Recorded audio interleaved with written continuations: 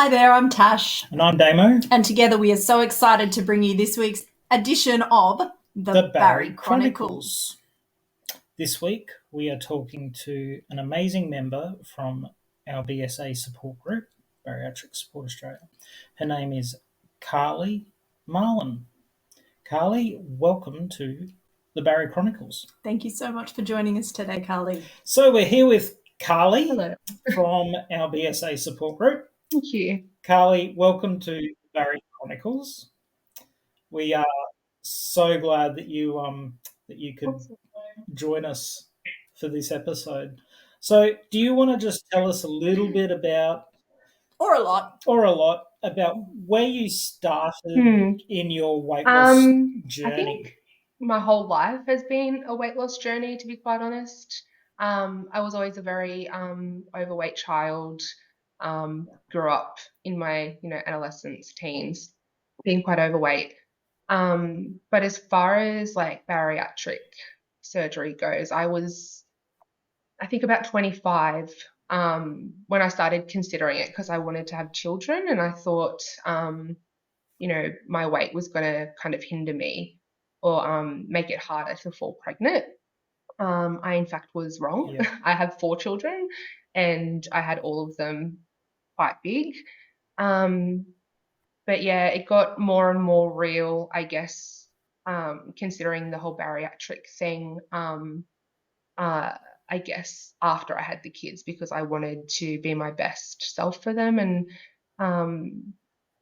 a lot of things that led me there were, we've all tried like the yo-yo dieting and the calorie counting and all of those types of things. So I guess in my head, bariatric surgery was like the only thing that was going to kind of help me in the long run, I guess.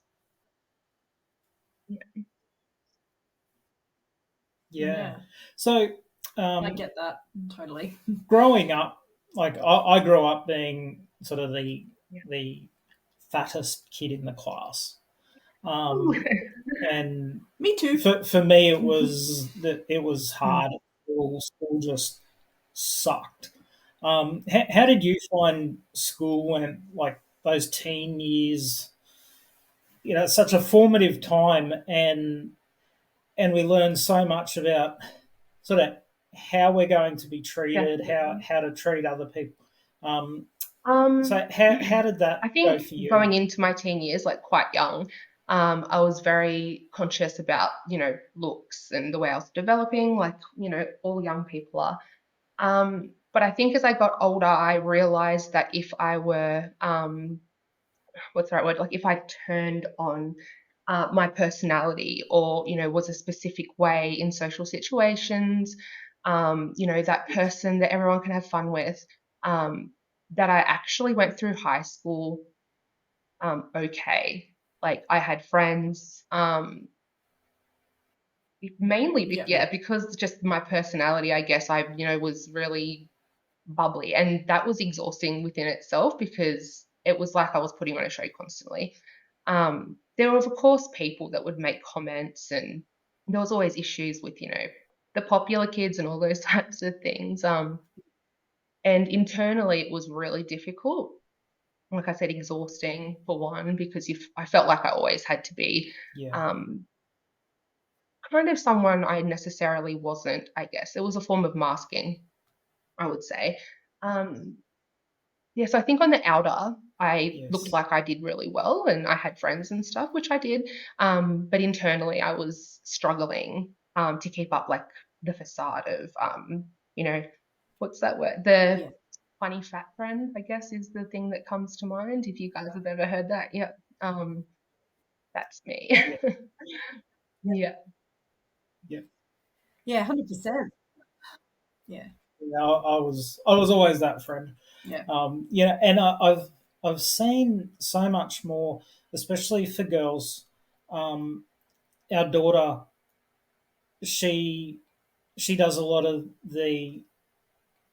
she knows how to act, but it's not really who she is, and there's a lot of that for her. And I know when she gets home from school, she's just exhausted from doing that. And and she finally gets to a weekend, and she can just sleep all weekend because it's been so exhausting for her. And watching her go through that, I'm really proud of the way she's handling it. But it must be such a different life. You got one life that's when you're out, another life when you're home. 100%. Is that what you found? I go into social situations or different situations through life, and I'm a different person in almost every situation. It's not saying that I'm not those things at certain points, but I have developed this really intense coping mechanism of kind of reading the room and the people I'm around and adjusting my personality or the way I communicate or what I put out to people. But I feel like girls, in general, like you mentioned, we're taught very early on how to mask, and it's just society. It's society. It's the, sometimes it's the way yeah, exactly, the way we're raised. Be The nice. way people look at little girls and what they expect them to be when they grow up, and all those things. So it's one of those things we learn really early on, and it just develops. And I guess that comes back to weight and looks and the way we put ourselves out there and stuff like that.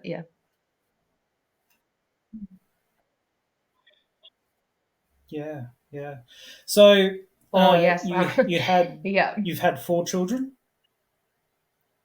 Woo. That's amazing, like super mum. So Tash has got 5. We've got 1. Yeah. And she's been a handful. I love being a mum. I think it's amazing. And when you said that, the weight loss surgery journey probably started to become something to consider when when you look at them. For me, that's exactly what it was. I just realized that I was sitting on the sideline of my life.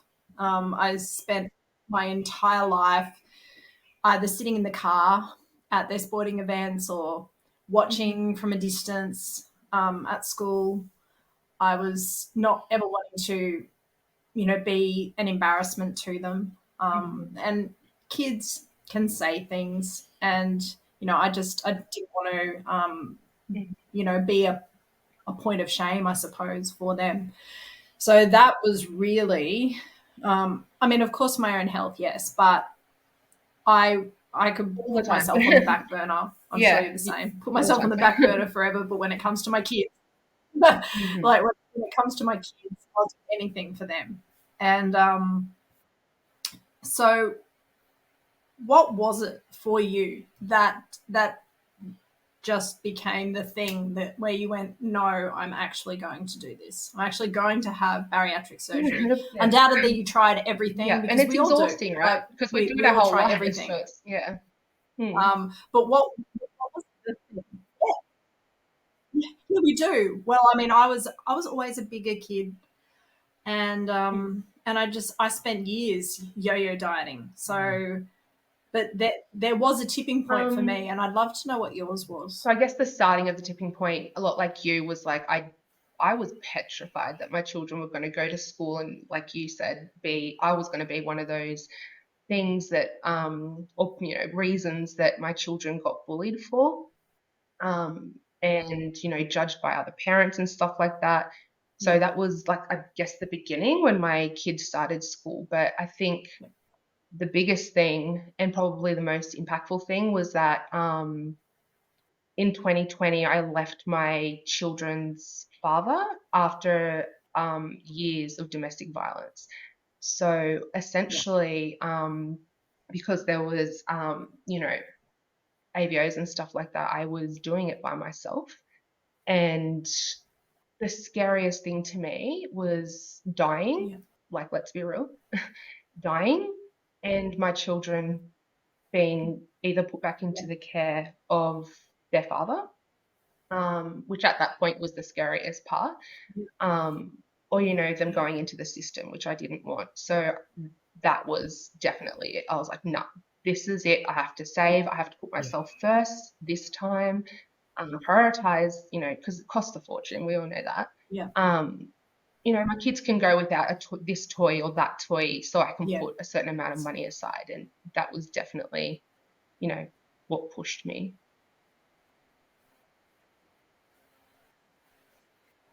Yeah. Wow, 100%. that is so I know. brave, and Yeah. So, Yeah, so brave. it, Sorry, it I'm was a getting very hard emotional. time. Like, yeah, that me and the kids were homeless for 4 months or almost 5, trying to find a house after that. So it was a very difficult time. And I think at that point I was about 190 kilos. So looking after 4 young children by myself was really difficult.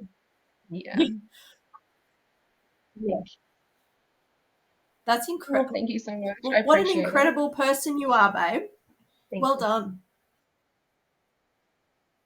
You know, yeah, I that getting up and deciding, okay, I am worth more than this. My children need to have yeah, their mum, and making such an incredible decision yeah, for you, but it then Mhm, mhm. echoes through the generations. yeah, yeah, because you're showing your children that you're worth more than this. That I'm not going to be treated like that, and you don't have to be treated like that Yeah. either. So It's incredibly such an brave. important and brave thing to teach Definitely. our Thank children. you. So Yeah, I Very think yeah, empowering. well done. Well done. Wow. yeah, so like in my family there's like generational obesity, I guess, and I wanted another reason in the tipping scale is I wanted, like you guys said, to break the cycle almost.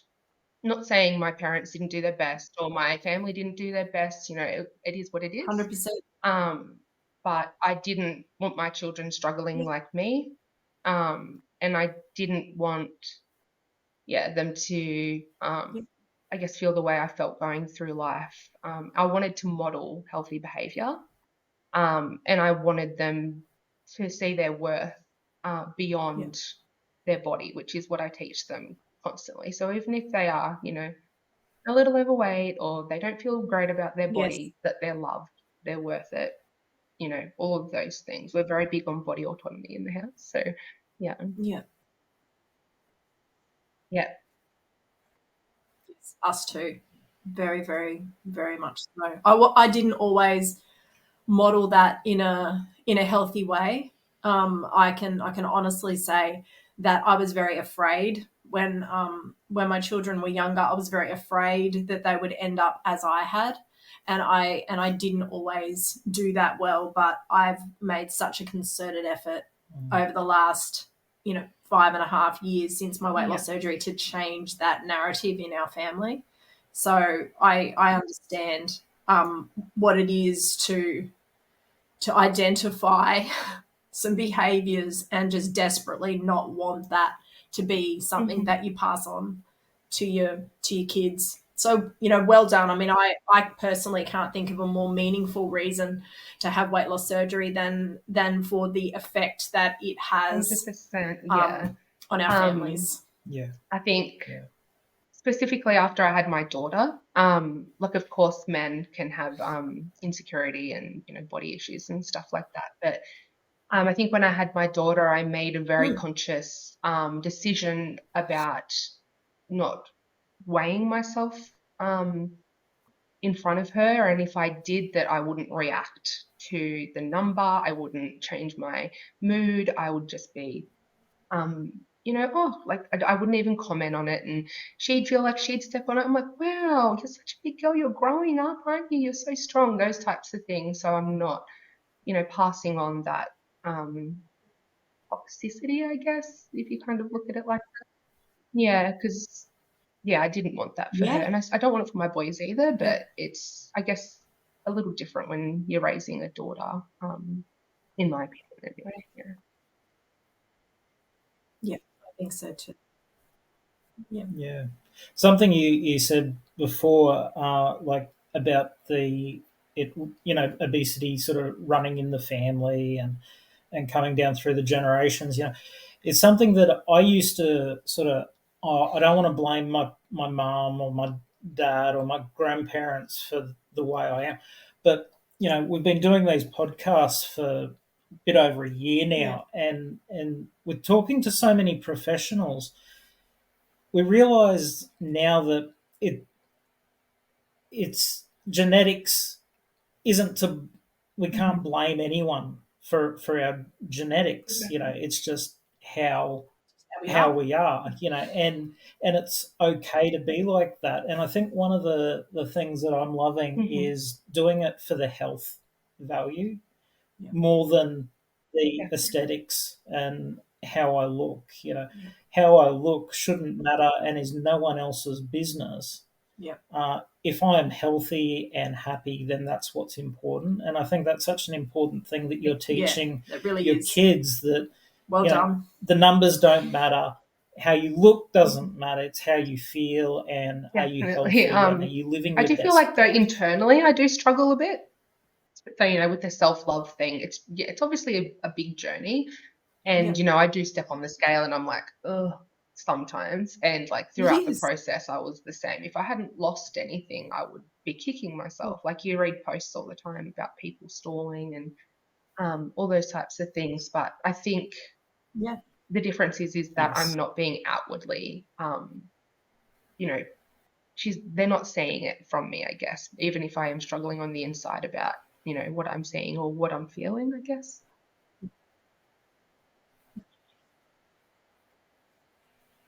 But when you say that, you that started was my off at highest. I around think if 200 I think kilos. back, 200 was 200 and something, 200.7 to be like really specific. That was probably my highest weight that I'd ever been on. Like, yeah.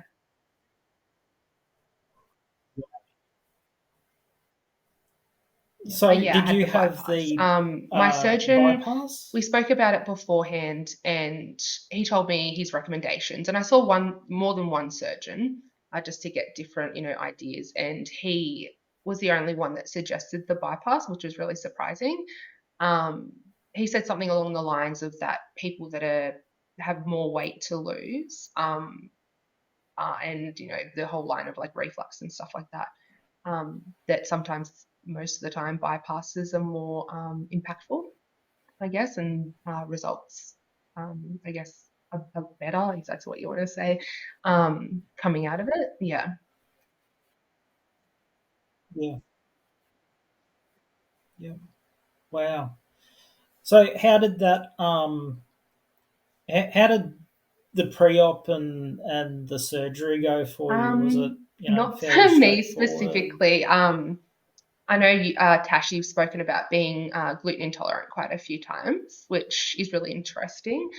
But I have a genetic disorder called PKU, and it's inherited, so it's through my family, but surprisingly enough, I'm the only one that has it at the moment. Essentially, I can't break down, my body doesn't have the amino acid that breaks down certain proteins. So phenylalanine is a good example. So if you looked at the back of your Diet Coke bottle, it would say in big bold letters, contains phenylalanine. Yep. So I have to have a specific diet. So not only finding a surgeon that would work with me, um, there were a few that just didn't want to work with me because it was like really unknown territory. But finding someone to work with me and like go through the process with me and be involved was really difficult. So through pre-op, because of the diet, I have to count a specific amount of protein. Very different to what people without PKU would be doing. A good example is like I was on 10 grams in the beginning, or like without weight loss surgery. So my pre-op looked a lot different than everyone's. Like I didn't have the shakes. Yeah. I'm on like a medicated formula. I thought I'd shove on, but this is like my medicated formula. Within this is 20 grams of protein, synthetic protein, I guess, or like, and all the minerals and stuff that I don't get through food. So essentially, I had 4 of those during the day, and then like anyone else, I would have, the veg, at the end of the day. But I can't eat meat because that's incredibly high in protein. So I substituted for things like eggs or cheese. because it was the only way that I was going to get through it.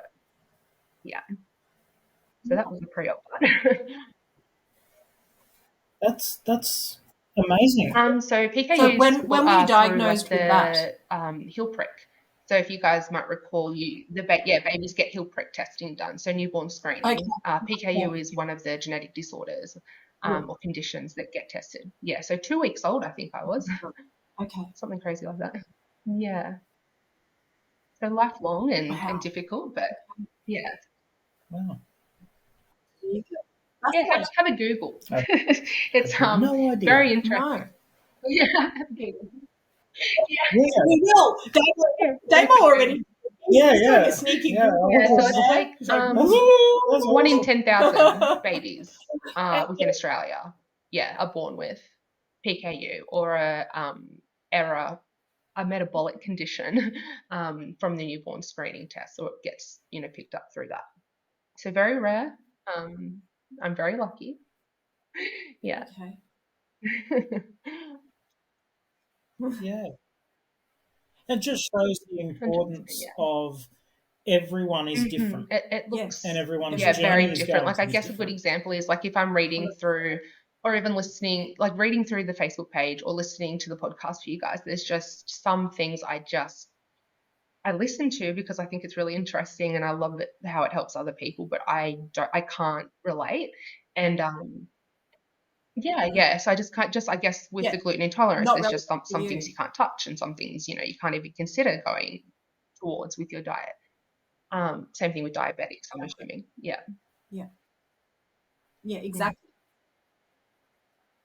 Yeah.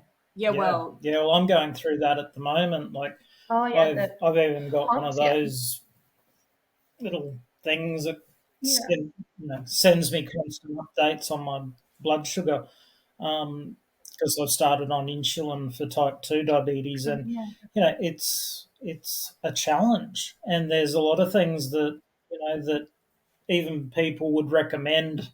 Oh, have this, and it's like, no, I can't have that. My blood sugar will spike. Or what we've noticed lately actually is that when I eat, Okay. my blood sugar goes down and plummets, and that's why I'm feeling yeah. awful every time I eat anything. So, it Most definitely. Yeah. it is different for all of us. Definitely There is not. not And I just feel one like you have to size that take fits what all you of us, can is from there? There things, really like isn't. and just kind of understand that even when people give advice, they're Yeah. coming from a place of good intention. Like they're not but they don't live your life, and your conditions and your health and stuff like that. So yeah, just I have gotten into a habit Right. of just taking what I can and where I can and adjusting it, I guess. Because I had to Yeah. do that throughout my life and the journey, Yeah. like the weight loss journey as well. Yeah. Mm. Yeah. Yeah. So, how have you gone emotionally with it? Because it's one thing we all know that it's one thing to be losing weight, it's one thing to have surgery, but there is that mental health. There's a vast difference too. I think when Yeah. our body changes Yeah. so much. Yeah, I mean, looking at the pictures that you've That's posted, and We will be posting the yeah, pictures. it's incredible. Thank The you. It transformation really is is. just amazing, Yeah.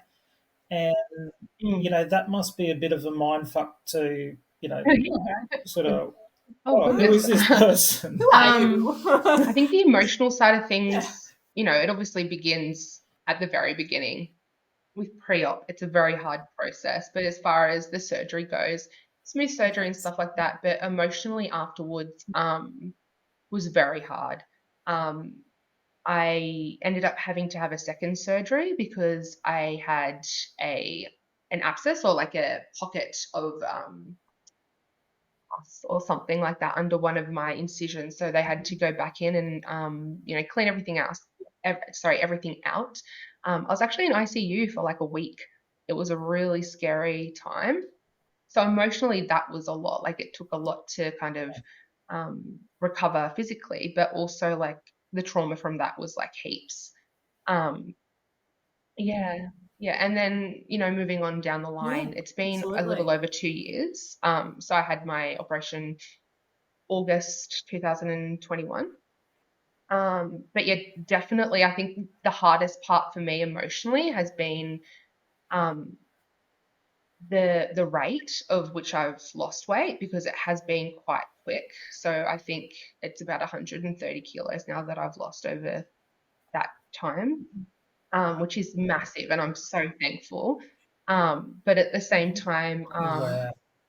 yeah, like you said, I look at Yeah. myself in the mirror, or I go shopping and I reach for those bigger sizes, and I have to like almost internally give myself that, you know, jolt of like realism, and be like, okay, no, I don't need to buy a size 18. I'm a size 10, which blows my mind.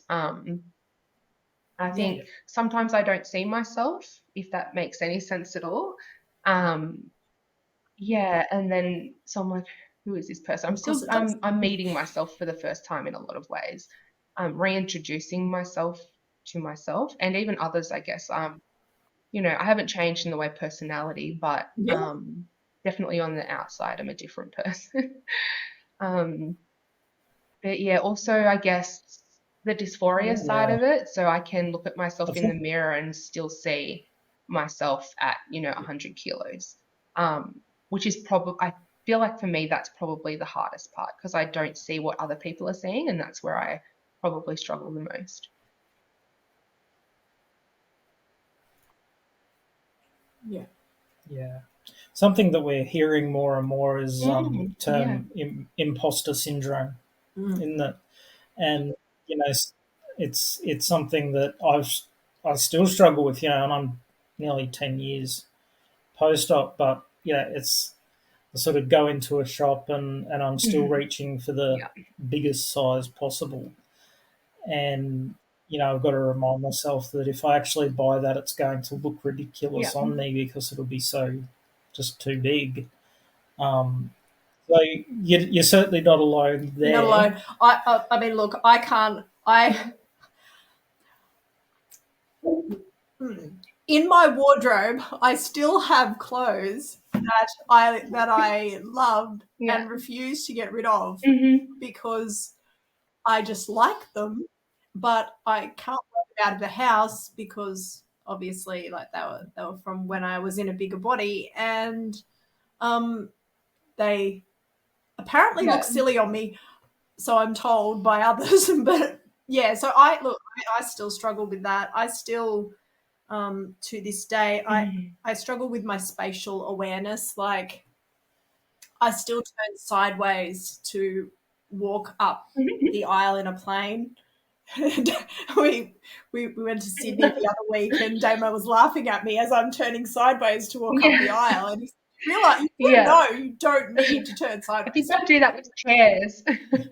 So I like care. I'm like, I get it. Go. ugh, like carefully sit on chair. Yes. I've broken so Yeah, many chairs in my life. Yeah. Yeah. Mm. Yeah. Yeah. yeah. Well, it's those things that actually I find have caused me a lot of trauma with that sort of stuff. I still look at the In my cheap chairs. sort of Yeah. outdoor chair, the cheap plastic ones, and I look at them and I go, I don't want to sit on that, and it's like I know that it'll Like, hold me, but yeah. I've also broken so many of them that You I find have yourself like trauma from analyzing them, from like, because sitting I on look at them those and I'm like, things. Yep. now if I sit on it like this, I might be okay. I'm like, okay, it looks like it could probably hold about, Yeah. 80 kilos. Let's see how we go. Yeah, And yeah, yeah, Yep. yeah. maybe Well, not. that Yeah. one's been out in the Yeah. sun too long. It's looking a little bit. I think that having been in bigger bodies, Hmm. we do just view the world differently, and I believe anyway that we're always analyzing the situations, like you said, reading the room, but always analyzing situations. For me, even, and this is this is something that I don't think I've ever said to anybody, but I'm actually careful the way that I sit on toilets, because I have no idea how many like toilet seats I broke just from moving. So even now, I still stop it. Even though you could fall into it. I don't know about you guys, but for me, I guess it's like a way of like a coping mechanism, I guess, almost, or like, yeah, I guess how I've like adjusted to life being easier. It's hard to kind of get out of those habits and those thoughts because it's our life for so long. And it's like, it's almost safe. Like, it's almost safe knowing those things might happen without like, and then you do it and, you know, you prove wrong, but like, what if it does happen? So you prepared yourself. That's what I find for myself anyway. I'm like, oh, I'm not surprised that happened because I knew that, that it's happened before. So yeah, that's right. Yeah. I knew that was going to happen. I knew that could happen. Oh no, I fell in the toilet. Fun games. Definitely. Wow. It's such a huge journey. Yeah, isn't it really is. And I think it's also different when you're sort of in that that bigger category to start with, and you're going from the 200 kilos down, and even the way people look at you, and I found for me, it sort of got to a point where I was sick of people noticing. And, you know, it's like, just don't comment on how much weight I've lost. I don't, you know, I didn't even appreciate the nice comments because it was just like I was so over being talked about. Definitely. If that makes sense. Well, I think as bigger people, rather like do our best to blend in. I think exactly, ourselves as like as invisible as possible, smaller, I guess, than, you know, what we should be, and smaller than what we should be. But I think I agree. Like, I think I got to a point where I was just hearing it so much, and it was like I was getting congratulated for the weight loss, but it felt like I was being congratulated for like changing. Like, I wasn't worth like I was worth more now that I'm smaller. And the comments were like not like nice, and I appreciated them and still do, because I am proud of myself. But there was always that like side side bit of oh, you're such a better person now because you're smaller, and, you know, you're socially accepted because you're smaller, and we're so proud of you for, being smaller and stuff like that. Not everyone had that, mentality or whatever, but there's definitely people that have commented or made comments that kind of reverted back to my worth. Or like, I'm the same person, I'm just smaller. Like, if you couldn't see me when I was 200 kilos, then seeing me now is irrelevant. Yeah. My rage is frequently kindled by that kind of thing, because our worth is not our weight. Our worth is not our size. We are just as worthy,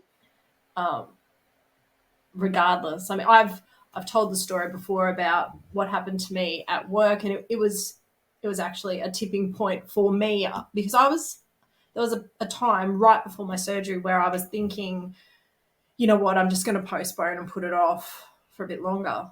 And the person that I was working for at the time didn't realize that I was there, made an awful comment about me, actually called me a fat, see you next Tuesday. Didn't realize that I was actually in the building and heard what they said. And that moment actually completely changed my life, because that was when I decided, you know what, I will never, ever be called that again. But Yeah. it should never have happened to start with, because I was just as worthy then as I am Yeah. now. Same for all of us. It really should be because of health reasons, because of, well, whatever people's personal reasons are to go on this type of No, a yeah. journey. No one needs to justify that, Yeah. in my opinion. But we're all just intrinsically worthy, regardless Completely agree. Yeah, of body size. 100%. So yeah, it is a pet peeve of mine when people make those types of comments. I've had them. I know Damo has as well. I think that yeah, it's very common to have that sense of worth Yeah. tied to our weight, and that we are seen as more worthy because Yeah. of a certain Mhm. weight, and it's just Agreed. simply not true Definitely. at all. Yeah. It One of those topics. is. So losing so much weight, which is just incredible in itself.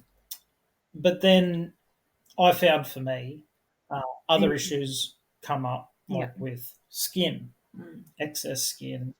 And I did see on our on BSA you've talked about or been talking about looking into some skin removal. So have you been having Yeah. issues with that? Is it, because I used to get Definitely. chafing and So, like, I infections and think all sorts of. specifically underneath my stomach, is probably the biggest part or biggest part of my body Yeah. that, the loose skin is obviously the biggest and heaviest and all those things. Yeah, the chafing and like the rubbing underneath that. I think also it's quite, I find this hard to explain to people, but you guys would probably get it. Like, it's heavy. Like, I just feel like, yeah, it's heavy, and like no wonder It's I have heavy back to lift pain, it and no up. wonder I like, feel, you know, like out of balance because the front of me and some parts of me are just so heavy. Even though I'm lighter, I feel like I'm being weighed down by something. Yep.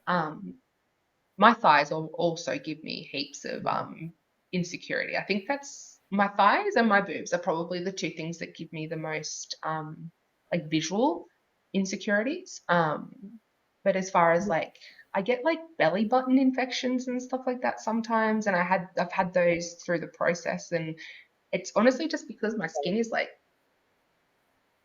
clammy to the back of the belly button, and like no matter what I do. Yep. Your Yeah, skin is on your skin. I see you. Oh my belly god, buttons are so disgusting gross. things. Mine was continually infected. Mine was and I have just a naturally, I don't know, it is a very deep belly button, and my belly button was constantly infected. I was constantly on antibiotics for it. Um, Yeah. I said yeah, to my surgeon, if you can't make my belly Just like button get rid of it. smaller or Don't whatever, need it just anymore. What take are you it talking out about? and just cover it. Yeah. Yeah. Actually, what you said about it, the weight in the excess skin of that, it just made me think of it. I had a moment, and occasionally I have these moments of not thinking too great. It was just before I had weight loss surgery, and I had the whole apron thing going, and my wife was sitting on a I knew you were going to say this on story. a chair, and I was walking past. So I'm like, let's just drop it on her head and see what happens. And Lack of pulse yeah, control just there, the whole dear impulse brother. control. Yeah, it was just one Yep. of the, you see Yep. something and you're just like, Oh, I've got to why do the it, hell did I do and that? you do it, and then you're like, big mistake. Big. You had the worst headache, and I was in so Oh much no. trouble for doing that. And as you should have been. That was not okay. It was Yeah, my other impulse control was when I asked the surgeon if I could actually keep the skin and make a handbag for Kim out of it. Well, people always say their organs all the time. there Like, hey, is can I keep my penny? You drama. Yeah, well, Don't encourage him. just thought it'd be nice to I'm give her a going piece of cake, Oh Oh, God. oh get it gosh. tanned, I think Oh, I just had a thought. I No. think creepy. I don't really have a big issue with my arms. Because I think I've lost so much, it's kind of not balanced out. Like I still have the wings going on. But when I put my daughter into her car seat, without fail, that girl will grab it and wiggle it and laugh and go, and I'm like, on the inside, I'm like, oh. But I just I giggle with her. I think that's an insecurity. The fact that not that she's doing it, but the Yeah. fact that other people can see it, and obviously it's like, But every time she does it, it's like a reminder of like Yeah. my what's the right word? I say flabby, like because I just feel like I'm, that's what I am at the moment. But yeah, a reminder. I don't think about it, and all Yeah. of a sudden she grabs it, and I'm like, Yeah. yep, that's still there. Yep, there it is. Yeah. Yep. There it is. Yeah. I found my boobs were probably the most disfiguring part of me, and it's difficult to explain um, unless you've actually experienced that degree of sag. But like my nipples literally pointed towards the ground, and my pec muscles, because I had such low body fat, my pec muscles were clearly visible above the skin that was just hanging. And so it looked like a double Mm-hmm. boob, kind of, but just with Yeah. wrinkled, sagging skin. And for me, it was the thing that I found the hardest to deal with, like emotionally. Just looking at that on a daily So you look down, basis, and that's because the there's first no thing you kind of think. avoiding it. Yeah. Like, Mm-hmm. well, in my house anyway.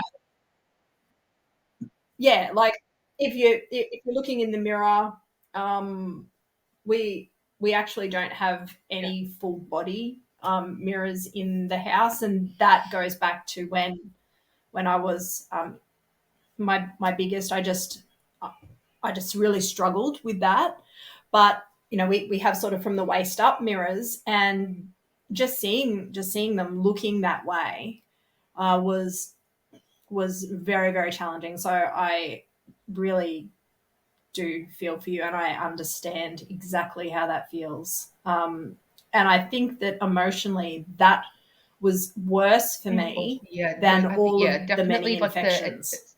Um, aesthetic, like the look of my body now, is what I think about my body is worse than the infection. So it's not like different to mm, um what I said to myself when I was bigger, but like I had this like misconception of the fact that like, I'd lose weight and I'd be happy because, I'm not, big anymore. I'm not fat. So I would tell myself, yep, this is great. The more weight I lose, the, better I'm going to look and I'm going to feel great about myself and love myself. But in the end, really, it's still there. It's just, I guess, not as loud, but definitely still there. Yeah. yeah, yeah. I've yeah, I was at about the same stage as you are post-op when uh, when those Yeah. voices about my skin were at their loudest, and I found it incredibly difficult and challenging, and did go down the route of having certain skin removal surgeries, and I don't regret that. I'm glad that I did go down that path. I've stopped now. I probably will never do my thighs. I'll probably never do my back or my bottom or anything like that. Mm. But for me, it's more become a safety issue, just because of the size of my blood vessels. We know I bleed. We know I'm very bleedy, and I just can't reconcile the risk. it doesn't mean that there's not times where it doesn't play on my mind. It still, it still occasionally does. Um, the other day, I clipped my bum Oh skin, no. like well, the top of my bum, into Ow. my seatbelt. Oh. Oh, And I don't even know how it happened because ouch. my my pants were just like loose. They're a looser pair, and it just sort of, it must have been the way I slid into my seat or something. But anyway, I just Oh no. clipped, and it clipped me, and oh my god, Yeah. I'm still clipping myself into things.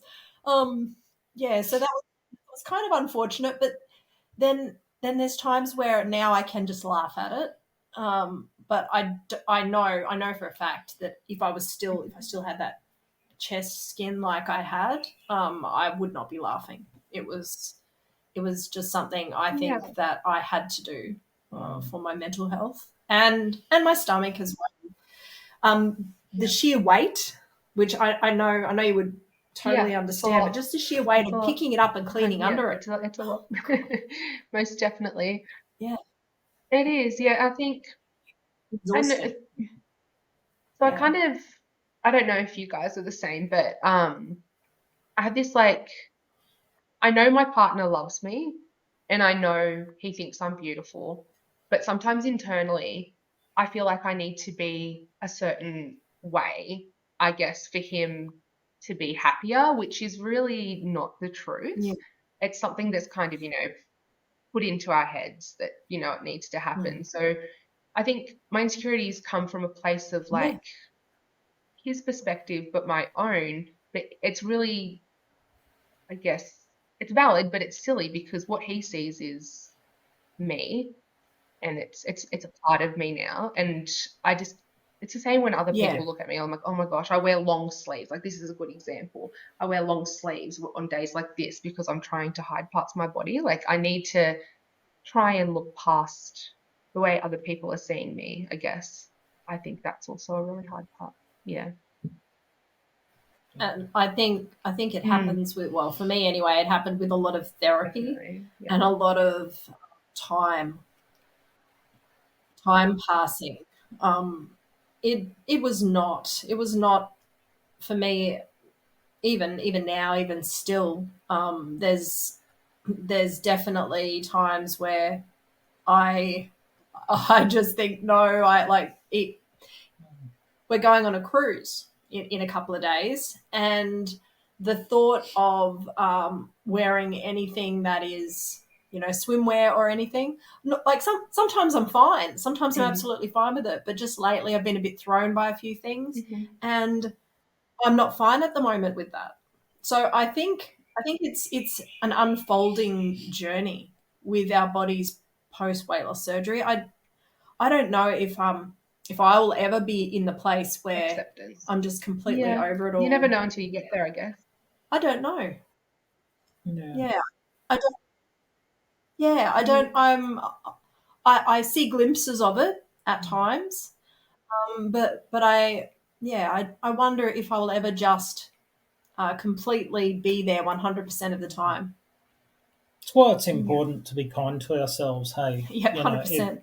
it's not about what other people expect and expectations that they may put on us. We have to acknowledge that people might have expectations, but also acknowledge our feelings in it and Yeah. go, well, you know what, your expectations, I can't do that today, so I'm not And going learn to. learn to be learn to be kind to ourselves as well, which I don't know about you, Carly, Yeah, but that's one of the I think things that I as struggle with the mothers, most. or parents in general, like we're just so used to putting ourselves, on the back burner or like, not prioritizing ourselves. Um, so I self-care is just something that just goes out the window, or even like self-reflection or, thoughts about myself in general just kind of go out the window when I'm busy or, Yeah, the kids are chaotic, which is a lot of the time. Um, but yeah, I also have, I think, yeah, at least I try to look at like the benefits of um you know what we've been through. So like instead of being like, ugh, my skin, ugh, this is not how I see myself, I guess For me, Yep. it's like, oh my gosh, I can run after my daughter when she runs up the road to go to the park by herself. Or like, oh my gosh, I can kick the soccer Yep. ball around with my boys when they want me to play. Yes. So trying to like reframe the journey in a Yep. way that looks more like I said, Yes. it's valid the way that we Absolutely. feel the way we feel, but like trying to like, you know, reroute, however you want to Yeah. say it, I guess the Flip it. dynamic of your thoughts and how you're seeing the journey, no matter where, like what stage you're at. Yeah. Yeah. The need for psychological support in the very beginning of the journey. My surgeon was amazing, and I did have a dietitian within my package, Yep. whom wasn't overly helpful because of the PKU side of things. She did her best, but I did not have any psychological support. So essentially, have been through this entire process with very minimal, Yep. therapeutic approaches. Which I now have started. Like I'm working with a Yep. psychologist now that is, helping me with my food and, how I feel around food and stuff like that. Because let's be real, we don't just lose those, thoughts and the way we view eating and food and calories and all those things. Even in the beginning, we religiously count, different 100%. things. We're constantly reading nutritional panels, so it doesn't change. But like when we lose weight, we don't have to really be doing that anymore. There are some things you still have to watch, but the mentality, not just physically, but like how we see food and how we're changing through the process. I guess I just wanted to, if you don't get it through the package, try to do that. But if you don't get it through the package, source it out. Yeah. Yeah. Yep. Yeah. Totally agree. Yeah. This has been a really big thing for me, and one of my passions is to see more accessibility for people to see Yeah. psychologists, and that The mental health aspect it needs to be it's huge addressed. because in so many Mhm. people, it's probably Yeah. 90% of the issue is mental health, and there's actually a surgeon that we've been talking to, and hope to have him on the podcast even early next year. But he gave us an A amazing resource. website. Just this week, actually. Yeah, just this week. Okay. It's called someone.health, and it's bulk Okay. billed online psychology Oh wow. by Amazing. Australian psychologists. It's incredible. So for our listeners, just And Google. the waiting time, I actually, went through the Mhm. process as if I was going to book an appointment, and I would have able to have accessed Wow. an That's so appointment within good. 24 hours. Yeah, definitely needed. Yeah, there's even Oh wow. There's Yeah. even psychologists available on weekends, which I was like, wow. I put in some really specific Maybe details. just show every I for put it, those that watch. Awesome. That Yeah. is what the website looks like. Someone.health. I put in some really specific criteria, and I was amazed. There's one psychologist who does appointments up till 10 o'clock at night, Yeah. and he specialises in eating Mhm. disorders Yeah. and body dysmorphia as well. Yeah, And I was just 100%. like, this is a fantastic resource. Yeah. And So even if you have to pay uh, for a session, it's only Yeah. $40 for a Yeah, 50 especially minute when session, which is psychologists are just like incredible. $200 a So pop. And if you have to see them regularly, like, yeah. yeah, so let's get around this website. Like we yeah, have nothing to do with this website or anything, but we it's just just absolutely love the a fact great resource. that someone out there is doing bulk Yeah. build Or actually come to think of it, affordable another psychology. website that's pretty good and specifically like, I guess, just eating related in general, like if you're struggling with, how you feel about food and like restriction and, I guess more the eating disorder side of things, if that's what's going on for you. The Butterfly Foundation, they have a heap of like support groups online. They have like a chat. So if you're in a bit of distress Awesome. around, oh, I ate some chocolate tonight and I feel like crap. I just need someone to talk Yeah. to and bounce things off. They have a chat thing, Yep. heaps of like different resources on how to like love ourselves and dietary stuff. And they have a massive variety of things that are really helpful and I've found quite helpful. Yeah. But yeah, get Excellent. help early. Yeah. Okay, great. Yeah. Well, Brilliant. we'll Yeah. Yeah. No, that's yes. all right. Yeah. Yeah. Yeah. Yeah. Yep. And that is so important. So your self care. What is your favorite thing to Cool. do just for I'm you? a singer and I have been for a very long time. I went out of high school, so I just decided that I wasn't academic. So I'm like, ugh, like I'm not doing math, I'm not doing science, nothing. I did music and that was my focus. Um, so I got out of high school and went to the Australian Institute of Music, which I loved. And then, of course, after you grow and you have kids and things change, Yeah. you don't do it as much. So I was actually just thinking about this the other day. I need to sing more, even if it's not like, okay, I'm stopping and I'm going to put a, backing track on and I'm going to like, belt stuff out. I'm going to sing more with my kids. I'm going to, sing in the car with them and play music more.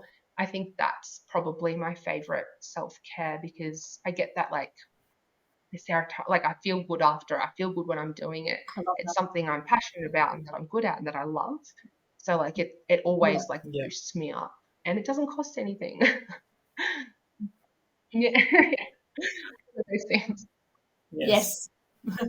I love Yes. Yeah. Exactly. I totally always turn just feel on more serotonin, at happy peace, I think is thoughts. the right, Yeah. and just in a better mood, I think overall once I've done a little bit of singing. Yeah. Yeah. Yeah.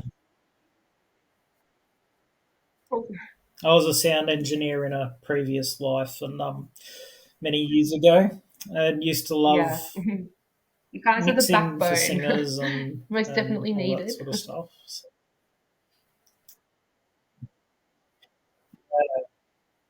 yeah, Well, Yes. yeah, it's good. it's a amazing industry. It is indeed. So, all Yeah. right, and favorite meal Mm, or favorite goodness food? me. Do you know those little the mini pizzas, the mini pizza bases? You can just get them from Woolworths. I honestly just love chucking things on that and putting it in the oven or in the air fryer. That's probably my favorite. It's like convenient, tasty. You can get some veg in there. A little bit of protein because of Yeah. the cheese and such. Yeah. um, yeah, that's probably my favorite. Yeah, Yeah, easy and it's yeah. tiny for your little tummy. Easy. Easy. I I love I those. Yeah. love I love that. Yeah. Yeah, Yes. with Oh, a bit of so good. garlic butter or Yeah. something, and some bok and chili or Although Yeah, yeah, I have to put it on a rice cake, which like yeah, yeah. it kind of It kills the is what it vibe a is. little Yeah, bit, it is. but it still works. It Yeah. still works. yeah, Yeah, that's right. Oh my God, I know, right? Melted cheese, like really, what's better? yeah, yeah. Or 100%. halloumi. I Yeah. love halloumi. It's quite yeah. And if you Mm. could pick one superpower, what would you Definitely to read people's choose? minds. That would definitely be it. Yeah. So Yeah, I have I agree. ADHD and I love have that. recently been diagnosed. That's another thing that I did for myself, yeah, to make sure I could actually function. And reading social situations are quite hard for me, and sarcasm I just don't pick up well. So if I could read people's minds and what they were actually thinking, and just because I'm a sticky beak as well, um, yeah, life would be good.